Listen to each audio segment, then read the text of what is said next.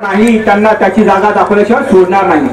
मात्र मी सांगू इच्छितो, आम्ही पक्षनिष्ठ नसून आम्ही व्यक्तिनिष्ठ आहोत। दादा, शरद दादा, आम्ही तुमच्यावर विश्वास ठेवून आम्ही हजारोच्या संख्येनं, लाखोच्या संख्येनं आज तुमच्या पाठीमागे उभा आहोत। निव्वळ अकोल्यात नाही तर बुलढाणा, अकोला, अमरावती, वाशिम, अख्ख्या वराड प्रांतामध्ये शरद दादाच्या पाठीमागे आपण खंबीरतेने इथं उभं राहणार आहोत। मात्र आवाज लक्षात ठेवा, बुलंद आवाज।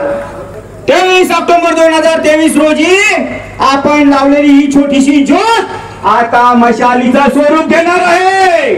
या मशालीच्या धगधगच्या आगीत हे सरकार, हे बीजेपीचं सरकार पूर्ण जळून खाक झालंच पाहिजे। ही आम्हाला तुमच्याकडनं या शब्दाची ग्वाही आम्ही तुम्हाला देतो। आणि पुढील प्रश्नांसाठी अखंड समुदायाचा एकच प्रश्न, माझ्या आदिवासी कोळी महादेव जमातीला फक्त प्रमाणपत्र पाहिजे। आम्ही कोणाच्या हंशाचा मागत नाही, आम्ही आरक्षण मागत नाही। आम्हाला मिळालेलं आरक्षणाचं फक्त आम्हाला प्रमाणपत्र हवेत। एवढं बोलून मी माझं आजच्या प्रास्ताविक मी इथे थांबवतो।